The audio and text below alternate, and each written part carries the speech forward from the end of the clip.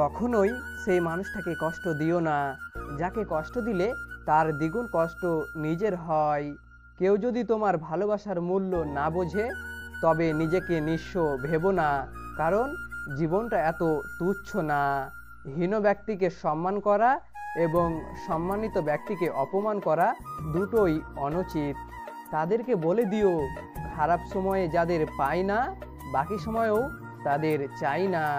কাউকে আজীবন বুকের গহীনে লালন করতে বেশি কিছু লাগে না প্রিয়, লাগে শুধু ছোট্ট একটা মন এবং একটু বিশ্বাস।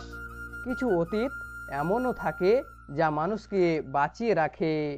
সারাদিন সংসারের খুঁটিনাটি কাজ করার পরেও এবং সকলের আবদার মেটানোর পরেও একটা মেয়ে বিধ্বস্ত হয় না।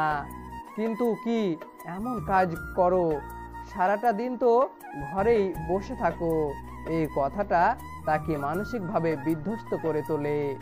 পারলে একটা দিন পুরো সংসারের দায়িত্ব নিয়ে দেখুন, তাহলেই বুঝতে পারবেন এই মূল্যহীন কথাগুলো আদৌ কি তার প্রাপ্য।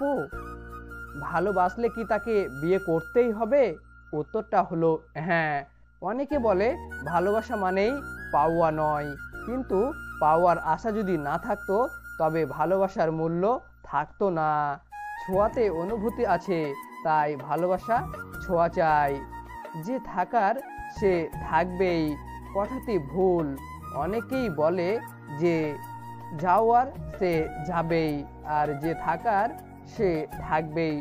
হয়তো কথাটা কিছু ক্ষেত্রে ঠিক, কিন্তু এটাকে মনের ভেতর ভেবে কাছের মানুষটাকে অবহেলা করা কখনোই উচিত না।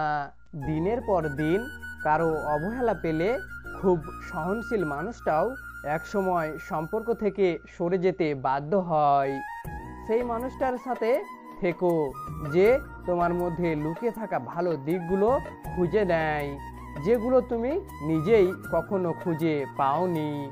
যে তোমাকে সত্যিকারের ভালোবাসবে সে কখনোই আপনাকে ছেড়ে যাবে না। তাই যে আপনাকে ছেড়ে চলে গেছে তার জন্য কখনোই মন খারাপ করে থাকবেন না।